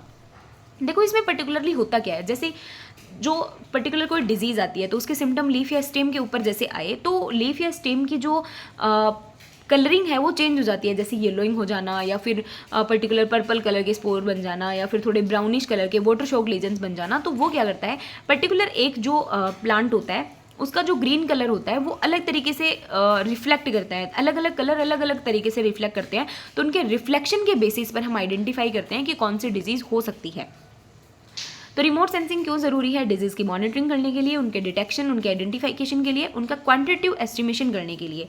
नेक्स्ट आता है मल्टीलाइंस। मल्टीलाइंस हमने समझा कि क्या होता है, बेसिकली फिनोटिपिकली तो सिमिलर होते हैं लेकिन जीनोटिपिकली डिससिमिलर जो लाइन्स होती है उनका मिक्सचर ही मल्टीलाइन कहलाता है। जेनसन ने सबसे पहले 1952 के अंदर इसका कॉन्सेप्ट दिया था रस्ट ऑफ ओट को कंट्रोल करने के लिए, जबकि बोरलोग ने मल्टीलाइन अप्रोच यूज़ की थी सबसे पहले रस्ट के अगेंस्ट। नेक्स्ट आता है क्लीन क्रॉप अप्रोच, जो में सिलेक्शन प्रेशर जो होता है एक्सर्ट होता है, और dirty crop approach. Next question आता है कि what is the disease forecasting. Disease forecasting मतलब डिजीज का आने से पहले ही अनुमान लगा लेना, और कंडीशंस क्या है किसी भी डिजीज फोरकास्टिंग सिस्टम को बनाने के लिए। तो देखो डिजीज फोरकास्टिंग सिस्टम के लिए रिक्वायरमेंट होनी चाहिए कि वो एक अच्छी वैल्यूएबल क्रॉप होनी चाहिए जिसको फार्मर्स को उसका बेनिफिट मिल सकता हो। तो एक कैश क्रॉप होनी चाहिए बेसिकली। कंट्रोल मेजर्स जो हैं वो एक रीजनेबल कॉस्ट पे ऐसा होना चाहिए कि उसको उसकी जो सुविधाएं हैं वो फार्मर को प्रोवाइड की जा सकें। Availability of effective communication system, यानी कि फार्मर तक पहुंच सके, इफेक्टिव कॉस्ट इफेक्टिव होना चाहिए, ये रिक्वायरमेंट है किसी भी फोरकास्टिंग सिस्टम को डेवलप करने के लिए। नेक्स्ट फोरकास्टिंग सिस्टम की यूजफुलनेस क्या है, यही कि अगर टाइम से पता लग गया तो उसका प्रिवेंटिव स्प्रे किया जा सकता है, भारी नुकसान होने से बचाया जा सकता है, एक रिसर्च गैप को आइडेंटिफाई किया जा सकता है, क्रॉप लॉसेस को एस्टिमेट किया जा सकता है। नेक्स्ट है कि सक्सेसफुल प्लांट फोरकास्टिंग मेटल्स जो सिस्टम्स हैं उनके क्या एट्रीब्यूट्स हैं। तो कैम्बेल एंड मैदान ने अगेन 1990 के अंदर ये एट्रीब्यूट्स दिए थे, जैसे कि ये रिलायबल होना चाहिए, कोई भी डिजीज सपोर्ट सिस्टम है, सिंपल होना चाहिए, फार्मर्स के लिए ये इंपॉर्टेंट होना चाहिए, नेसेसरी इन्फॉर्मेशन देने वाला होना चाहिए, ये सारे इनके एट्रीब्यूट्स थे। AUDPC का मतलब होता है area under disease progress curve, जो कि वेंडर प्लैंक के द्वारा दिया गया था। इनका मतलब होता है कि किसी भी डिजीज सीवियरिटी को अगर हम टाइम के अगेंस्ट डिप्लॉय करते हैं डिजीज प्रोग्रेस कर्व के अंदर, तो जो एरिया निकल के आता है उसे ही AUDPC area under disease progress curve कहते हैं। ये क्वांटिटेटिव मेजरमेंट है किसी भी डिजीज़ को आइडेंटिफाई करने का, या फिर हम कह सकते हैं क्वांटिफाई करने का। इसको कैलकुलेट किया जाता है ट्रेपेजॉइड मेथड से, इसका ये फॉर्मूला है। और यूजेस क्या है AUDPC के, कि इससे पर्टिकुलर रेजिस्टेंस और ससेप्टिबल वैरायटी के बीच में कंपैरिजन किया जा सकता है, होस्ट रेजिस्टेंस का कैरेक्टराइजेशन किया जा सकता है, और क्रॉप इल्ड लॉस एस्टिमेशन किया जा सकता है। अब देखो क्रॉप इल्ड लॉस एस्टिमेशन के लिए सिर्फ AUDPC एकमात्र उपाय नहीं है, इसके लिए बहुत सारे फैक्टर्स, बहुत सारे मॉडल्स यूज़ किए जा सकते हैं, जैसे कि critical point model, multiple point model. दोनों में एक चीज़ आपको याद रखनी है, क्रिटिकल पॉइंट मॉडल के अंदर एक डिजीज़ का एस्टिमेशन किया जाता है एक गिवन टाइम पर, एक पर्टिकुलर प्लेस पर एक पर्टिकुलर जो डिजीज़ है उसका एस्टिमेशन किया जाता है, जबकि मल्टीपल पॉइंट मॉडल जो है वो एक बार में बहुत सारी डिजीज़ेस का जो है मेजरमेंट करता है। नेक्स्ट आता है तीसरा जो क्रॉप इल्ड लॉसेस का एस्टिमेशन करने का तरीका है, वो आता है AUDPC, यानी कि दो एपिडेमिक्स को अलग अलग डिफ्रेंशिएट कर सकता है ये। जैसे कि आपको एक नाम याद रखना है, सेंडर एटाल जो साइंटिस्ट थे 1976 में, उन्होंने काउपी के अंदर सर्कोस्पोरा लीफ स्पॉट जो डिजीज़ है उसके लॉसेस को पर्टिकुलरली आइडेंटिफाई किया था। नेक्स्ट आता है रिमोट सेंसिंग। रिमोट सेंसिंग के थ्रू भी जैसे कि कॉलवेल ने 1975 के अंदर वीट स्टेम रस्ट के अगेंस्ट यूज़ किया था और दक्षिणामूर्ति ने केरला के अंदर रूट विल्ट ऑफ कोकोनट के अगेंस्ट इसको यूज़ किया था रिमोट सेंसिंग को। इसके अलावा कुछ साइमुलेशन मॉडल हैं जिनको भी इल्ड लॉस के एस्टिमेशन के लिए यूज़ किया जाता है, जैसे कि सेरेस राइस है जो कि इल्ड लॉसेज इन राइस में एस्टिमेट करने के लिए यूज़ किया जा सकता है। नेक्स्ट आता है रेड क्वीन हाइपोथेसिस। देखो दो क्वेश्चन बनते हैं, रेड क्वीन हाइपोथेसिस होती क्या है और किसने दी। तो बेल नाम के साइंटिस्ट ने रेड क्वीन हाइपोथेसिस दी, इसे हम शॉर्ट में RQH के नाम से जानते हैं। बेसिकली रेड क्वीन हाइपोथेसिस होती क्या है, देखो रेड क्वीन हाइपोथेसिस ये कहती है कि अगर एक ऑर्गेनिज्म है उसके अंदर एसेक्सुअल रिप्रोडक्शन होता है, वो अपने आप को मल्टीप्लाई कर पाता है, तो एसेक्सुअल रिप्रोडक्शन के इतने सारे एडवांटेज होने के बाद भी क्यों उसको सेक्सुअल रिप्रोडक्शन के ऊपर जाना पड़ता है या उसमें सेक्सुअल रिप्रोडक्शन की क्या जरूरत पड़ गई, इस प्रोसेस को समझाता है रेड क्वीन हाइपोथेसिस। बेसिक सा मतलब होता है कि तो ये बताती है पर्टिकुलरली कि सेक्सुअल रिप्रोडक्शन की रिक्वायरमेंट इसलिए पड़ी क्योंकि वेरिएशंस लानी होती हैं। वेरिएशंस जो हैं वो एसेक्सुअल रिप्रोडक्शन से कभी नहीं आती, वेरिएशन जो है वो सेक्सुअल रिप्रोडक्शन के कारण आती हैं। तो एक जेनेटिक डाइवर्सिटी को मेंटेन करने के लिए, एक वाइड स्प्रेड एक्रेंस के लिए सेक्सुअल रिप्रोडक्शन की रिक्वायरमेंट होती है, जैसे कि पैथोजेनिसिटी के लिए, वायरुलेंस के लिए, इन सबको डेवलप करने के लिए जो है सेक्सुअल रिप्रोडक्शन की रिक्वायरमेंट होती है। इसीलिए ये थ्योरी जो है ये कहती है, ये इस चीज़ को समझाने में हेल्प करती है कि understanding the how pathogen can maintain the sexual reproduction in host in spite of the dual advantage of the asexual reproduction, और ये बेल नाम के साइंटिस्ट के द्वारा दी गई थी। नेक्स्ट आता है कंप्यूटर साइमुलेशन के कुछ एग्जाम्पल। तो देखो वेगनर एंड हॉर्सफोल। वेगनर ने अकेले ने फाइटो और पैथोटॉक्सिन टर्म दी थी, हॉर्सफोल ने इनोकुलम पोटेंशियल दिया था। दोनों ने 1969 के अंदर first computer simulation model EPIDEM दिया जो कि अल्टरनेरिया सोलानी के अगेंस्ट था early blight disease of tomato cause करता है। कुछ अदर साइमुलेशन मॉडल्स भी हैं जिनमें एटलीस्ट आपको एपी में, एपीवेन और एपिडेमिक याद रखना है। एपी में जो है वो साउदर्न कॉर्न लीफ ब्लाइट जो कि बाइपोलरिस मेडिस के कारण होता है, एपीवेन एप्पल स्केप के लिए जो कि वेंचुरिया इनिक्वालिस के कारण होता है, एपिडेमिक व्हीट स्टाइप रस्ट के लिए जो कि पक्सीना स्ट्रीफॉर्मिस के कारण कोज होता है, और सिम्फिट जो पोटैटो लेट ब्लाइट के अगेंस्ट बना था। नेक्स्ट है एपिफाइटोटिक जो कि पास्ट में अकर हुई हैं। तो आपको पता है 1845 के अंदर लेट ब्लाइट ऑफ पोटैटो आया था, 1942 के अंदर बंगाल फेमाइन आया था, बंगाल फेमाइन इंडिया के अंदर आया था, late blight of potato island के अंदर आया था, 1840 के अंदर पाउडर मिल्ड्यू ऑफ ग्रेप आया था, जबकि 78 के अंदर जो है डाउनी मिल्ड्यू ऑफ ग्रेप्स आया था। 1870 के अंदर कॉफ़ी रस्ट आया था श्रीलंका में। 1878 में डाउनी मिल्ड्यू ऑफ 1878 में, वो नॉट 1978, 1878 के अंदर डाउनी मिल्ड्यू ऑफ ग्रेप आया था प्लाज्मोपोरा विटिकोला, और इसी डाउनी मिल्ड्यू ऑफ ग्रेप की वजह से 1884 के अंदर पर्टिकुलरली बोर्डेक्स मिक्सचर की डिस्कवरी की गई थी PM मिलार्डेट के द्वारा। नेक्स्ट है लीथल येलोइंग ऑफ कोकोनट जो कि फाइटोप्लाज्मा की एक डिजीज़ है, उसकी वजह से भी 1900 के अंदर एपिडेमिक आया था। चेस्टनट ब्लाइट जो कि कोज होती है, देखो याद रखना चेस्टनट ब्लाइट का पैथोजन जो है क्राइफोनेक्ट्रिया पैरासिटिका के कारण कोज होता है। C आप याद रख सकते हैं, chestnut blight cryphonectria parasitica. Next bunchy top of banana की वजह से भी न्यू साउथ वेल्स के अंदर Dutch elm disease, ophiostoma ulmi के कारण यूरोप में, एप्पल स्केप के कारण इंडिया में, वेंचुरिया इनिक्वालिस, कॉफी रस्ट जो है वो 1978 के अंदर आया था। तो आप याद रख सकते हैं 1878 के अंदर जो है particularly downy mildew of grape आई थी, और 1978 के अंदर कॉफी रस्ट आई थी, हेमिलिया वास्टेटिक्स ब्राजील के अंदर आई थी, राइट।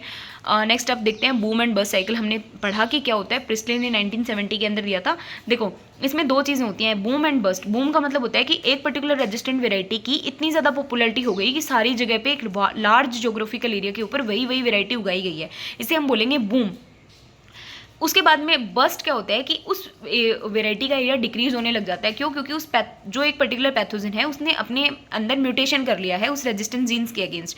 उसके बाद में क्योंकि लार्ज एरिया के ऊपर ग्रो कर रखी थी तो भयंकर बहुत ज़्यादा लॉसेस होंगे, इसीलिए बहुत जल्दी एरिया जो है वो डिप्लेट होगा, एरिया कम होगा उस पर्टिकुलर वेराइटी का, इसे ही बोलेंगे burst part of the cycle.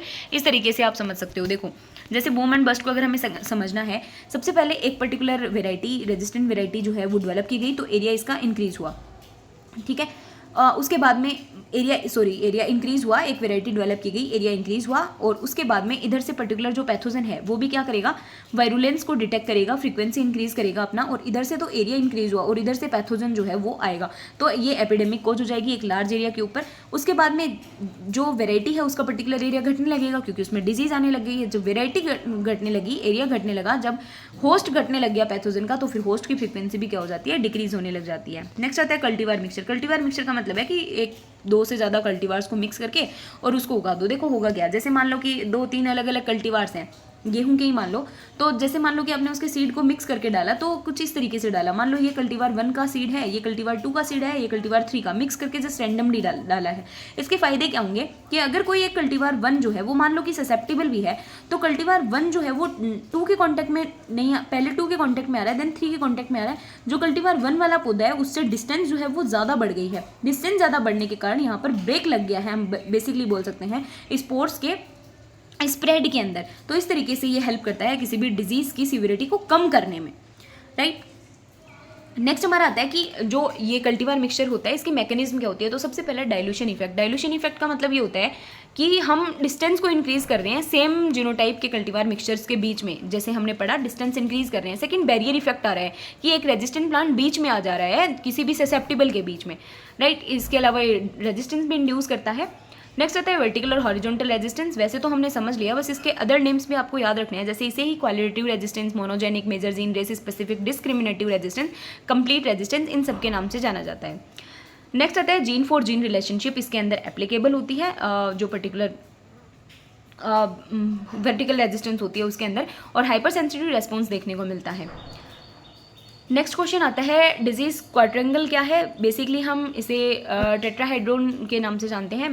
वही हमने जो पढ़ा, ट्रायंगल के अंदर हम 3 कंपोनेंट्स पढ़ते हैं, टेट्राहाइड्रोन के अंदर हम टाइम को और ऐड कर देते हैं, और डिजीज़ पिरामिड जो होती है उसमें हम 5 तरीके के जो फैक्टर्स होते हैं उसको स्टडी करते हैं। अब अलग अलग तरीके के डेवलपमेंटल फैक्टर्स हो सकते हैं। ये फैक्टर्स आपको ध्यान में रखने हैं कि कभी कभार क्वेश्चन पूछा जा सकता है कि इनमें से कौन सा फैक्टर जो है वो रिलेटेबल नहीं है। जैसे कि होस्ट के फैक्टर, होस्ट में जो लेवल ऑफ जेनेटिक रेजिस्टेंस है, ससेप्टिबिलिटी कितनी है। एक बात चीज़ आपको ध्यान रखनी है कि एक टर्म आती है ओंकोजेनिक रेजिस्टेंस की, एज के हिसाब से रेजिस्टेंस के ऊपर क्या इंपैक्ट पड़ रहा है उसे हम ओंकोजेनिक टाइप ऑफ रेजिस्टेंस बोलते हैं। इसके अलावा होस्ट का फैक्टर है कि जेनेटिक यूनिफॉर्मिटी कैसी है, टाइप ऑफ क्रॉप कौन सी है, होस्ट की एज क्या है।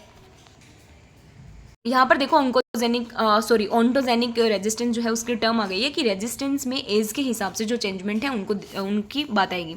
होस्ट पॉपुलेशन का कंपोजिशन कैसा है, पैथोजन फैक्टर्स के अंदर आ जाएगा, जैसे वायरुलेंस कितनी है, इनोकुलम कितना है, रिप्रोडक्शन कैसा है पर्टिकुलर पैथोजन का, इकोलॉजी कैसी है उसकी, मोड ऑफ स्प्रेड कैसा है, वो एयर के थ्रू हो रहा है, वो इंसेक्ट वेक्टर के थ्रू, या फिर वो सोइल बॉन्ड है। एनवायरमेंटल फैक्टर्स में जैसे मॉइस्चर वगैरह आ जाएगा, जैसे हाई सोइल मॉइस्चर फेवरिंग होते हैं पीथियम, फाइटोथोरा, इनको ज़्यादा मॉइस्चर चाहिए, जबकि लो मॉइस्चर फेवरिंग होते हैं जैसे स्ट्रेप्टोमाइसिस है। स्ट्रेप्टोमाइसिस कौन सी डिजीज कोज करता है, पोटैटो में स्केब करता है, स्ट्रेप्टोमाइसिस स्केबीज, राइट। और फिजेरियम जो है ये लो सोइल मॉइस्चर को फेवर करते हैं। नेक्स्ट आता है टेम्परेचर, विंड, ये टाइम फैक्टर, ये सारे जो हैं ये एनवायरमेंटल फैक्टर में आते हैं। फिर फोर्थ आता है हमारा टाइम फैक्टर, फिर लास्ट वाला आता है ह्यूमन फैक्टर, जैसे हमने कौन सा साइट सेलेक्ट किया है, वहाँ पर ड्रेनेज की अच्छी खासी फैसिलिटी है या नहीं, प्रोपोगेटिव मटेरियल कौन सा है, कल्चरल प्रैक्टिसेस कौन सी अडॉप्ट कर रहे हैं, डिजीज़ को कंट्रोल करने के लिए हमने क्या यूज़ किया है, न्यू पैथोजन के इंट्रोडक्शन को किस तरीके से रोका जा रहा है। नेक्स्ट आता है सोइल सोलराइजेशन, काफ़ी इंपॉर्टेंट है। एक क्वेश्चन पूछा जाता है कि सोइल सोलराइजेशन के फादर के रूप में किनको जाना जाता है, तो कटान नाम के साइंटिस्ट को जाना जाता है, जिन्होंने 1976 के अंदर सबसे पहले सोइल बॉर्न डिजीजेस के अगेंस्ट सोइल सोलराइजेशन का कॉन्सेप्ट दिया था। इंडिया के अंदर सबसे पहले सोइल सोलराइजेशन को गुजरात एग्रीकल्चर यूनिवर्सिटी के द्वारा अडॉप्ट किया गया था। सोइल सोलराइजेशन का मतलब ये होता है कि सबसे पहले आप क्या करोगे, एक पर्टिकुलर जून जुलाई के मंथ के अंदर पर्टिकुलर प्लोइंग कर दोगे, उसके बाद में उसकी लेवलिंग करके थोड़ा इरिगेशन देके आप उसको ब्लैक पॉलीथीन शीट से पूरी सोइल को कवर कर दोगे। उसके बाद में जैसे ही आपको जुलाई वाले मंथ के अंदर या अगस्त में जब तक शोइंग करनी है, उसके बाद में आप इनको हटा के सोइल को यूज़ में ले सकते हो। बेसिकली ये पॉलीथीन वगैरह जो यूज़ की है, इससे क्या होगा कि जो सोइल के नीचे का टेम्परेचर है वो 10 to 15 डिग्री सेल्सियस इंक्रीज हो गया है, जिसकी वजह से जो पैथोजन की रेस्टिंग स्ट्रक्चर हैं, जो पैथोजन के स्पोर्स हैं वो नष्ट हो जाते हैं, या फिर इंसेक्ट वगैरह के जो स्पोर्स होते हैं, जो लार्वीज वगैरह होती हैं वो, या हम बोल सकते हैं प्यूपेशन या जो प्यूपा इनएक्टिव फॉर्म होती है वो जो है वो डिस्ट्रॉय हो जाती है। तो इस तरीके से इसको सोइल सोलराइजेशन को किया जाता है। निमेटोड का कंट्रोल होता है इसकी वजह से, प्लांट ग्रोथ रेस्पॉन्स अच्छा मिलता है, जो बेनिफिशियल जो सॉइल ऑर्गेनिज्म होते हैं उनका कॉलोनाइजेशन इंक्रीज हो जाता है, ये सब इसके फ़ायदे हैं। नेक्स्ट आता है डिजीज़ प्रोग्रेस कर्व, जिसे डीपीसी हम बोलते हैं, उसके क्या क्या फेजेस हैं और कितने तरीके का होता है। तो जो डीपीसी डिजीज़ प्रोग्रेस कर्व होता है 3 तरीके का होता है, saturation, sigmoid, bimodal. Saturation for monocyclic, sigmoid for polycyclic, bimodal for the polyetic diseases, या फिर वो डिजीजेज जो कि बेसिकली डिफरेंट ऑर्गन्स को अफेक्ट करती हैं, उनके लिए बाइमोडियल कर्व। जो डिजीज़ प्रोग्रेस कर्व है उसके अंदर 3 फेजेस होती हैं। लेग फेज होती है जिसमें कि केमिकल्स अगर हमने पर्टिकुलर अप्लाई कर दिए तो वो बहुत ज़्यादा हेल्पफुल होंगे उस डिजीज़ को वहीं पर ही मेंटेन करने के लिए। लेकिन अगर लो या एक्सपोनेंशियल फेज आ गई है तो फिर यहाँ पर कोई लिमिटिंग फैक्टर नहीं होता, सबसे ज़्यादा इन्फेक्शन रेट होती है, सबसे ज़्यादा डिजीज़ आती है और टर्मिनल फेज में ऑलमोस्ट जो पर्टिकुलर डैमेज है वो हो चुका होता है। यहाँ पर अगर आप ट्रीटमेंट लेते हो तो आप लॉस के अंदर जाते हो, यहाँ पर ट्रीटमेंट जो है वो कुछ काम के नहीं है। एपिडेमिक रेट कर्व जो होते हैं बेसिकली उन्हें ही रेट कर्व्स के नाम से भी जाना जाता है, जो कि एपिडेमिक रेट कर्व जो होते हैं वो दो तरीके के हो सकते हैं, सिमेट्रिकल और एसिमेट्रिकल। सिमेट्रिकल बेल शेप्ड के होते हैं, late blight of potato. Asymmetrical दो टाइप के होते हैं, epidemic rate being greater early in the season और एपिडेमिक जो कि लेट सीजन के अंदर आती हैं। राइट, नेक्स्ट आता है डिजीज़ फोरकास्टिंग। देखो डिजीज़ फोरकास्टिंग अलग अलग बेसिस पे की जा सकती है, जैसे कि अगर मैं एग्जांपल दूं, प्राइमरी इनोकुलम कितना है उस बेसिस पर डिजीज़ फोरकास्टिंग की जा सकती है। वेक्टर की पॉपुलेशन कितनी है, अगर कोई वायरल डिजीज़ है तो उस बेसिस पर डिजीज़ फोरकास्टिंग की जा सकती है, क्योंकि जितने ज़्यादा नंबर ऑफ वेक्टर्स होंगे उतनी ज़्यादा नंबर ऑफ डिजीज़ आएगी। सेकेंडरी इनोकुलम के बेसिस पे की जाती है। कुछ ऐसे भी डिजीज़ हैं जैसे एप्पल स्केप वगैरह जिसमें प्राइमरी और सेकेंडरी इनोकुलम दोनों के बेसिस पर डिजीज़ फोरकास्टिंग की जा सकती है, तो अलग अलग बेसिस हो सकते हैं। आपको याद रखना है, जैसे फर्स्ट है forecasting based on primary inoculum, तो जैसे मोनोसाइक्लिक डिजीजेस के लिए यूज़ किया जाता है। फर्स्ट आता है स्टीवॉल्ट विल्ट ऑफ कॉर्न, जो कि पेंटोनिया स्टीवॉल्टी के कारण होता है, कॉर्न फ्ली या बीटल के द्वारा ट्रांसमिट किया जाता है। पी रूट रोट, इसको भी प्राइमरी इनोकुलम के बेसिस पे आइडेंटिफाई किया जाता है। एफिनोमाइसिस यूटिकिस से होता है। सेकंड आता है forecasting based on the weather condition, mainly polycyclic diseases के लिए यूज़ किया जाता है, जैसे कि लेट ब्लाइट ऑफ पोटैटो। अगर हम बोलें कि 10 to 24 डिग्री सेल्सियस टेम्परेचर हुआ, रिलेटिव ह्यूमिडिटी 75% से ज़्यादा हुई, थोड़ी बहुत बारिश हुई और ये कंडीशन अगर 2 से 3 वीक तक रही तो लेट ब्लाइट ऑफ पोटैटो आ जाएगा। तो हमने क्या किया, वेदर की कंडीशंस के आधार पर फोरकास्टिंग की। नेक्स्ट आता है कंप्यूटराइज्ड प्रेडिक्टिव सिस्टम, वही जो हमने सारे पढ़े कंप्यूटर साइमुलेशन मॉडल, जैसे एपिडेम हो गया, blitecast, late blight of potato के लिए। फास्ट जो है इसको आप फास्ट के नाम से याद रख सकते हैं, F for forecasting, A for alternaria, S for solani and T for tomato. तो FAST forecasting alternaria solani on tomato. TOMCAST early blight of tomato, प्लैम जो है वो particularly peanut leaf spot. Next आता है दोनों के बेसिस पे, इनिशियल इनोकुलम और सेकेंडरी इनोकुलम के बेसिस पे, तो हम एप्पल स्केप में, क्योंकि एप्पल स्केप के जो बेसिकली एस्कोस्पोर्स होते हैं वो बड ब्रेकिंग स्टेज के ऊपर निकलते हैं, और सेकेंडरी इनोकुलम के बेसिस पर कोनिडिया निकलते हैं, मतलब कोनिडिया जो होते हैं वो सेकेंडरी इनोकुलम होते हैं। तो इन दोनों को आइडेंटिफाई करके हम इसकी डिजीज़ का एस्टिमेशन कर सकते हैं। इसके अलावा वीट स्टेम रस्ट हो गया।